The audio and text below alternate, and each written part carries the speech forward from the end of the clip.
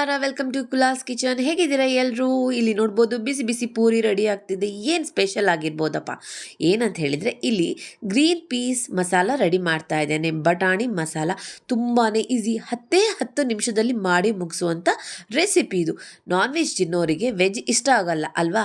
ಆದರೆ ನಮ್ಮ ಮನೆಯಲ್ಲಿ ಇದು ಫೇವ್ರೆಟ್ ರೆಸಿಪಿ. ಯಾಕಂತ ಹೇಳಿದ್ರೆ ನನ್ನ ಮಕ್ಕಳಿಗೆ ತುಂಬಾ ಇಷ್ಟ. ಚಪಾತಿ ಪೂರಿ ಜೊತೆ ಅಂತೂ ಸೂಪರ್ ಆಗಿರುತ್ತೆ. 10 ನಿಮಿಷದಲ್ಲಿ ಮಾಡಿ ಮುಗಿಸ್ಬೋದು. ಇದಕ್ಕೆ ಏನು ಬೇಕಂತ ಹೇಳಿದರೆ, ಇಲ್ಲಿ ನಾನು ಇವಾಗ ಗ್ರೀನ್ ಪೀಸ್ ತೊಗೊಂಡಿದ್ದೇನೆ, ಬಟಾಣಿ ತೊಗೊಂಡಿದ್ದೇನೆ. ಇದನ್ನೊಂದು 3 ಗಂಟೆ ತನಕ ನೆನೆ ಹಾಕಲಿಕ್ಕೆ ಇಡಬೇಕು. ಸೊ ನಂತರ ಇವಾಗ ಮಸಾಲ ರೆಡಿ ಮಾಡೋಣ. ಫಸ್ಟು ನಾನು ಕುಕ್ಕರಲ್ಲಿ ಒಂದು 3-4 ಸ್ಪೂನ್ ಆಗುವಷ್ಟು ಆಯಿಲ್ ಹಾಕ್ಕೊಂಡೆ. ಸೊ ಆಯಿಲಿಗೆ ಇವಾಗ 2-3 ಮೀಡಿಯಮ್ ಸೈಜ್ನಷ್ಟು ನೀರುಳ್ಳಿನ ಹಾಕ್ಕೊಂಡು ಫ್ರೈ ಮಾಡ್ಕೊಳ್ಬೇಕು. ನಿಮಗೆ ಮಸಾಲ ಜಾಸ್ತಿ ಬೇಕಂತ ಹೇಳಿದರೆ ನೀರುಳ್ಳಿನ ಜಾಸ್ತಿ ಮಾಡ್ಕೊಳ್ಳಿ. ಸೊ ಇವಾಗ ನಾನು ಹಾಕ್ಕೊಂಡೆ, ಅಂದರೆ 1/4 kg ನಾನು ಬಟಾಣಿ ತಗೊಂಡಿದ್ದೇನೆ. ಹಾಗೆಂದರೆ 2-3 ನೀರುಳ್ಳಿ ಹಾಕ್ಕೊಳ್ತಾ ಇದ್ದೇನೆ. ಸೊ ಇದನ್ನು ಇವಾಗ ಬ್ರೌನ್ ಕಲರ್ ಬರೋ ತನಕ, ಅಂದರೆ ಟ್ರಾನ್ಸ್ಪರೆಂಟ್ ಆಗೋಷ್ಟು ತನಕ ನಾವು ಫ್ರೈ ಮಾಡ್ಕೊಳ್ಬೇಕು. ಇಲ್ಲಿಗ ಟ್ರಾನ್ಸ್ಪರೆಂಟ್ ಆಯಿತು. ಇವಾಗ ಹಾಕ್ಕೊಳ್ತಾ ಇದ್ದೀನಿ 1 ಸ್ಪೂನ್ ಆಗುವಷ್ಟು ಜಿಂಜರ್ ಗಾರ್ಲಿಕ್ ಪೇಸ್ಟ್. ಇದು ಕೂಡ ಹಸಿ ವಾಸನೆ ಹೋಗೋ ತನಕ ಇದನ್ನು ಚೆನ್ನಾಗಿ ಫ್ರೈ ಮಾಡ್ಕೊಳ್ಬೇಕು. ಸೊ ಇಲ್ಲಿ ಫ್ರೈ ಆದ ನಂತರ ಇವಾಗ ಹಾಕ್ಕೊಳ್ತಾ ಇದ್ದೇನೆ 2 ಮೀಡಿಯಮ್ ಸೈಜ್ನ ಒಂದು ಟೊಮೆಟೊ. ನಂತರ ಇದನ್ನು ಆಮೇಲೆ 3 ಕಾಯಿ ಮೆಣಸು. ಸೊ ಇದನ್ನು ಹಾಕಿ ಇವಾಗ ಚೆನ್ನಾಗಿ ಫ್ರೈ ಮಾಡ್ಕೊಳ್ಬೇಕು. ಇದು ಹಸಿ ವಾಸನೆ ಹೋಗಬೇಕು, ಹಾಗೆ ಟೊಮೆಟೊ ಸಾಫ್ಟ್ ಆಗೋ ತನಕ ಇಲ್ಲಿ ಫ್ರೈ ಮಾಡ್ಕೊಳ್ಬೇಕು. ಸೊ ಫ್ರೈ ಆದ ನಂತರ ಇವಾಗ ನಾವು ಹಾಕ್ಕೊಳ್ಬೇಕು ಇದಕ್ಕೀಗ ಮಸಾಲ. ಏನಂತ ಹೇಳಿದರೆ 1 ಸ್ಪೂನ್ ಆಗುವಷ್ಟು ಕೊತ್ತಂಬರಿ ಹುಡಿ, 1/4 ಸ್ಪೂನ್ ಆಗುವಷ್ಟು ಅರಿಶಿಣ ಹುಡಿ, 1 ಸ್ಪೂನ್ ಆಗುವಷ್ಟು ಗರಂ ಮಸಾಲ, ಹಾಗೂ 1/2 ಸ್ಪೂನ್ ಆಗುವಷ್ಟು ಖಾರದ ಪುಡಿ. ಇದನ್ನೆಲ್ಲ ಹಾಕಿ ಚೆನ್ನಾಗಿ ಫ್ರೈ ಮಾಡ್ಕೊಳ್ಬೇಕು. ಗ್ಯಾಸನ್ನು ಸಿಮ್ಮಲ್ಲಿ ಇಟ್ಕೊಳ್ಳಿ, ಅಂದರೆ ಹತ್ತಳ ಹಿಡಿಯುತ್ತೆ. ಸೊ ಇವಾಗ ಏನು ಮಾಡಬೇಕಂತ, ಇದು ಹಸಿ ವಾಸನೆ ಹೋಗೋ ತನಕ ನಾವಿಲ್ಲಿ ಚೆನ್ನಾಗಿ ಫ್ರೈ ಮಾಡ್ಕೊಳ್ಬೇಕು. ನೋಡ್ಬೋದು ಇಲ್ಲಿ ಎಲ್ಲ ಫ್ರೈ ಆಯಿತು, ಮಸಾಲೆ ಹಸಿ ವಾಸನೆ ಹೋಯಿತು, ಎಣ್ಣೆ ಕೂಡ ಸೈಡಲ್ಲಿ ಬಿಡ್ತಾ ಇದೆ. ಸೊ ಹಾಗಾಗಿ ಮಸಾಲ ರೆಡಿ ಆಗಿದೆ ಅಂತ ಅರ್ಥ. ಇವಾಗ ನೆನೆಸಿಟ್ಟ 1/4 kg ಬಟಾಣಿ ಕಡಲೆನ ಹಾಕ್ಕೊಳ್ತಾ ಇದ್ದೀನಿ, ಹಾಗೂ 1 ಗ್ಲಾಸ್ನಷ್ಟು ನೀರು, ಆಮೇಲೆ ಸ್ವಲ್ಪ ರುಚಿಗೆ ಬೇಕಾಗುವಷ್ಟು ಉಪ್ಪು ಹಾಕಿ ಸ್ವಲ್ಪ ಚೆನ್ನಾಗಿ ಮಿಕ್ಸ್ ಮಾಡಿ, ಮಸಾಲೆ ಎಲ್ಲ ಮಿಕ್ಸ್ ಮಾಡ್ಕೊಳ್ಬೇಕು. ಮಿಕ್ಸ್ ಮಾಡಿ ಇವಾಗ ನಾನು ಗ್ಯಾಸ್ನಲ್ಲಿ ಇಟ್ಟೆ ವಿಸಿಲಿಗೆ. ಸೊ ಇಲ್ಲಿ ನೋಡ್ಬೋದು ಇವಾಗ ವಿಸಿಲಿ ರೆಡಿ ಆಗ್ತಾ ಇದೆ.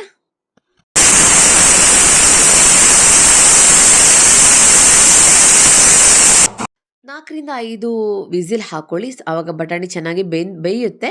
ನಂತರ ಈಗ ಏನು ಮಾಡ್ತಿದ್ದೇನೆ ಅಂತ ಹೇಳಿ, ತುರಿತಾ ಇದ್ದೇನೆ. ತೆಂಗಿನಕಾಯಿ ತುರಿತಾ ಇದ್ದೇನೆ. ಯಾಕಂತ ಹೇಳಿದ್ರೆ ಇಲ್ಲಿ ಒಂದೇ ಕೆಲಸ ಇರೋದು, ಕೆಲಸ ಹೆಚ್ಚು ಅಂತ ಹೇಳಿದ್ರೆ ತೆಂಗಿನಕಾಯಿ ತುರಿಯೋದು ಮಾತ್ರ. ಇಲ್ಲಿ ನಾನು ಮೀಡಿಯಮ್ ಸೈಜ್ನಷ್ಟು ತೆಂಗಿನಕಾಯಿ ತಗೊಂಡು ಇದನ್ನು ತುರಿತಾ ಇದ್ದೇನೆ. ಇದನ್ನು ತುರಿದ ನಂತರ ಇದರ ಹಾಲನ್ನು ತೆಗಿಬೇಕು. ಮಿಕ್ಸಿಯಲ್ಲಿ ಹಾಕಿ ಗ್ರೈಂಡ್ ಮಾಡಿ ದಪ್ಪ ಹಾಲನ್ನು ತೆಗಿಬೇಕು. ಸೊ ಇದೊಂದು ಮಾತ್ರ ಕಷ್ಟದ ಕೆಲಸ, ಮತ್ತೆಲ್ಲ ಈಸಿ. ವಿದಿನ್ 10 ಮಿನಿಟ್ಸಲ್ಲಿ ನಿಮ್ಮದು ಅಡುಗೆ ಆಯಿತು. ವರ್ಕಿಂಗ್ ವುಮೆನ್ಸ್ಗಂತೂ ತುಂಬಾ ಈಸಿಯಾಗಿರೋ ರೆಸಿಪಿ, ಮತ್ತು ತುಂಬಾ ಯಮ್ಮಿ ಅಂತ ಹೇಳಿದ್ರೆ ತುಂಬಾ ಯಮ್ಮಿ. ನಾನು ಹೇಳಿದರೆ ನಿಮ್ಗೆ ಅರ್ಥ ಆಗಲ್ಲ, ನೀವು ಮಾಡಿ ನೋಡಿ ಅದು ಎಷ್ಟು ಚೆನ್ನಾಗಿರುತ್ತೆ ಅಂತ ಹೇಳಿದರೆ. ನಾನ್ ವೆಜ್ ತಿನ್ನೋರಿಗೆ ನಮ್ಮ ಮಟನ್ ಪದಾರ್ಥ ಮಾಡಿದರೆ ಹೇಗಿರುತ್ತೆ, ಸೇಮ್ ಟು ಸೇಮ್ ಅದೇ ಟೇಸ್ಟಾಗಿರುತ್ತೆ. ವೆಜ್ನೇ ಅವರಿಗಂತೂ ತುಂಬಾ ಇಷ್ಟ ಆಗ್ಬೋದು. ಶ್ಯೂರ್ ಆಗಿ ನೀವು ಟ್ರೈ ಮಾಡಲೇಬೇಕು. ಮತ್ತು ತುಂಬಾ ಈಸಿಯಾಗಿದೆ, ಕ್ವಿಕ್ಕಾಗಿ ಮಾಡ್ಬೋದು. ಮಕ್ಕಳಿಗಂತೂ ತುಂಬಾ ಇಷ್ಟ, ಟಿಫಿನ್ಗಂತೂ ತುಂಬಾ ಒಳ್ಳೆಯದಾಗತ್ತೆ. ಸೊ ಇಲ್ಲಿ ನೋಡ್ಬೋದು ಇವಾಗ ನನ್ನ ಕುಕ್ಕರ್ ತಣ್ಣಗಾಯಿತು. ಸೊ ಇಲ್ಲಿ ನಾನು ತೆಗಿತಾ ಇದ್ದೇನೆ. ಸೊ ಇವಾಗ ನೋಡ್ಬೋದು ಇವಾಗ ಮಸಾಲ ಇವಾಗ ರೆಡಿ ಆಯಿತು. ಸೊ ವಿದಿನ್ 10 ನಿಮಿಷದಲ್ಲಿ ನಮ್ಮ ಕೆಲಸ ಆಗುತ್ತೆ ನೋಡಿ.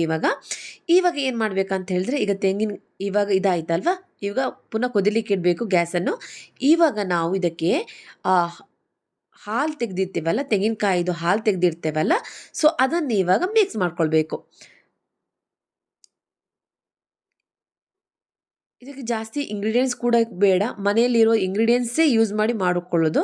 ಇವಾಗ ನೋಡ್ಬೋದು ತೆಂಗಿನ ಹಾಲನ್ನು ಹಾಕ್ಕೊಳ್ತಾ ಇದ್ದೇನೆ. ದಪ್ಪ ಇರಲಿ ತೆಂಗಿನ ಹಾಲು, ಯಾಕಂದರೆ ಇದು ಮಸಾಲ ದಪ್ಪ ಆಗಿ ಇರಬೇಕು. ಚಪಾತಿಗೆ ಪೂರಿಗೆ ತಿನ್ನಬೇಕಾದ್ರೆ ದಪ್ಪ ದಪ್ಪ ಇದ್ರೆ ಚೆನ್ನಾಗಿರುತ್ತೆ. ಸೊ ಇಲ್ಲಿ ನೋಡ್ಬೋದು ಇವಾಗ ಕುದಿಲಿಕ್ಕೆ ಇಟ್ಬಿಟ್ಟೆ. ಇವಾಗ ನಾನು ಲಿಡ್ ಮುಚ್ಚಿ, ಇವಾಗ ಇಲ್ಲಿ ನೋಡ್ಬೋದು ಚೆನ್ನಾಗಿ ಕುದೀತಾ ಇದೆ. ನೋಡ್ಬೋದು ತುಂಬಾ ಯಮ್ಮಿ ಆಗಿತ್ತು. ಸೊ ಈಗ ದಪ್ಪ ಆಯಿತು ನೋಡ್ಬೋದು. ನಿಮಗೆ ತೆಂಗಿನ ಹಾಲು ಹಾಕಿದರೆ ದಪ್ಪ ಆಗುತ್ತೆ. ಸೊ ಇವಾಗ ಇಲ್ಲಿ ಇಷ್ಟು ಆಯ್ತಲ್ವ. ಸೊ ಇವಾಗ ನಮ್ಮದು ಗ್ರೀನ್ ಪೀಸ್ ಮಸಾಲ ರೆಡಿ ಆಗಿದೆ ಅಂತ ಅರ್ಥ. ಇವಾಗ ಅದಕ್ಕೆ ಏನು ಹಾಕಬೇಕಂತ ಹೇಳಿದ್ರೆ, ಗಾರ್ನಿಷಿಗೆ ಮತ್ತು ಸ್ವಲ್ಪ ಟೇಸ್ಟಿಗೆ ಹಾಕಬೇಕು ಕೊತ್ತಂಬರಿ ಸೊಪ್ಪು ಹಾಕಿದ್ರೆ ಅಂತೂ ತುಂಬಾ ಚೆನ್ನಾಗಿರುತ್ತೆ. ಸೊ ಇವಾಗ ಕೂಡ ಹಾಕಿದ ನಂತರ ಒಂದು 5-10 ನಿಮಿಷ ಸ್ವಲ್ಪ ಒಂದು 2-3 ಮಿನಿಟ್ಸಲ್ಲಿ ಸ್ವಲ್ಪ ಫ್ರೈ ಮಾಡ್ಕೊಳ್ಳಿ, ಸ್ವಲ್ಪ ಚೆನ್ನಾಗಿರುತ್ತೆ. ಸೊ ಇಲ್ಲಿ ಕುದಿ ಬಂತು ನೋಡ್ಬೋದು, ಎಷ್ಟು ಚೆನ್ನಾಗಿತ್ತು ಗೊತ್ತಾ. ಮನೆ ತುಂಬ ಅರೋಮಾ ಫುಲ್ ಟೇಸ್ಟಿ ಅಂತ ಹೇಳಿದ್ರೆ ಟೇಸ್ಟಿ. ವೆಜ್ನವ್ರಿಗಂತೂ ತುಂಬಾ ಇಷ್ಟ ಆಗ್ಬೋದು. ನಾನ್ ವೆಜ್ ಅವರು ವೆಜ್ ರೆಸಿಪಿ ಚೆನ್ನಾಗಿಲ್ಲ ಅಂತ ಟ್ರೈ ಮಾಡದೇ ಇರಬೇಡಿ, ಇದು ತುಂಬಾ ಚೆನ್ನಾಗಿದೆ. ನಾನ್ ವೆಜ್ ತಿನ್ನೋರಿಗಂತೂ ತುಂಬಾ ಖುಷಿ ಆಗುತ್ತೆ, 100% ನಾನು ಹೇಳ್ತೀನಿ.